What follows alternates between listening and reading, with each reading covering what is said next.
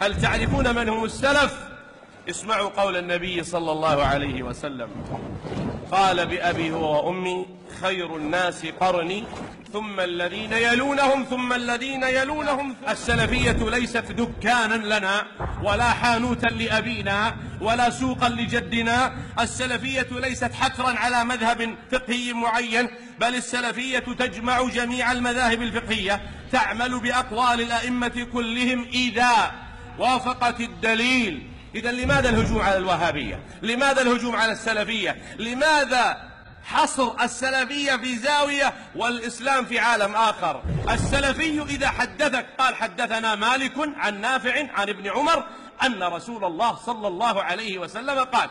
السلفي إذا حدثك قال حدثنا عروة حدثنا الزهري محمد بن شهاب عن عروة عن عائشة أن رسول الله صلى الله عليه وسلم قال كذا. السلفي إذا حدثك قال حدثنا أبو الزناد عن الأعرج عن أبي هريرة أن رسول الله صلى الله عليه وسلم قال كذا. أما إذا جاءك واحد وقال الله قال أئمتنا قال مراجعنا، من هم مراجعك هذول؟ أعطني اسم، سموا لنا رجالكم. بس مراجعنا تكفي أن الواحد يخر ساجدا مغشيا باكيا على وجهه. الحنفي سلفي إذا وافق الدليل، المالكي سلفي إذا وافق الدليل، الشافعي سلفي إذا وافق الدليل، الحنبلي سلفي إذا وافق الدليل. إذن أنا والحنبلي والشافعي والمالكي كلنا أبناء منهج واحد اسمه منهج السلف الصالح.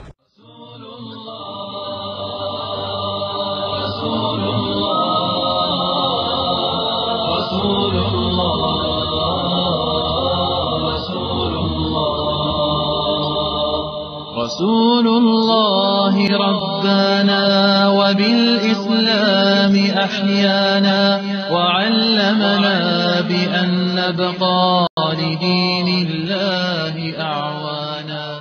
تجمع